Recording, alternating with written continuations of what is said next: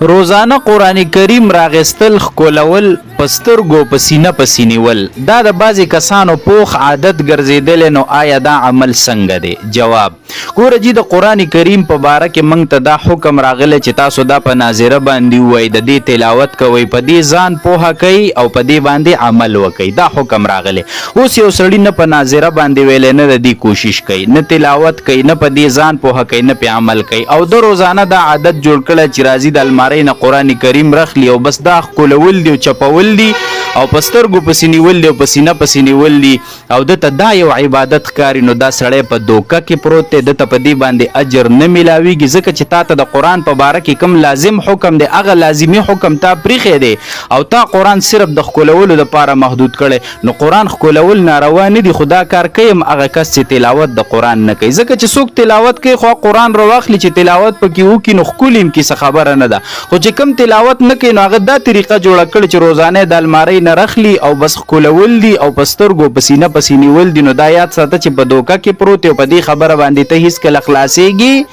نه دا مسله ختمه شوه. دویم یو ملګری تپوس کوي چې یو سړی واشروم باتروم ته ورغی او دسمات یې وکړو غټ او دسمات یې وړوکې او دسمات یې د وړوکې او دسماتې استنجا د په کاغذ یا لوټې سره وکړه او د غټ او دسماتې دپاره د اوبه استعمال کړئ دا کار څنګه دی؟ نو جواب دا چې دا کار ټیک دی وړه استنجا په کاغذ یا لوټې سره وشول او غټ استنجا په اوبو سره وکړه نو بالکل ټیک ده خو کو دغلته اوبه هسې هم نږدې دي نو چې په کاغذ یا لوټې سره د وړه استنجا وکړه نو که دې نه پس دې اوبه استعمال کړه نو دا بهتر عمل دی دا مستحب عمل دی خو کو استعمال هم نشي او پاکي راغلی ده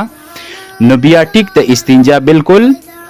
هغه شوې ده. بل تپوس دا کوي چې په باتروم کې چارندم کول څنګه دي؟ نو دې جواب دا دی ګوره باتروم کې هغه ځای چې کوم ځای کې خلک لامبي صحیح شوله که نه په هغه ځای کې ته چارندم کې نو چې په هغه فرش باندې اوبه واچې که نه او هغه ځای کې که څه ګندګي نجاست یې هغه صفا شي او د اوبه تا نه ښکته ځي نو بالکل په باتروم کې چارندم کول به جایز دي روا دي خو ګوره بهتر د دې وجې نه نه دي چې چارندم په شروع کې ته بسم الله ام نشي ویلی په چارندم په درمیان کې که کوم ذکر و اذکار دی وظیفې دي هغه هم ته نشي کولی چارندم نه فارغ شنو په باتروم کې ته کلمه شهادت نشي ویلی صحیح شوله نو دې وجې نه بهتر نه دی باقي جایز دی او که بیا چېرته عذر وي نو بیا خو بالکل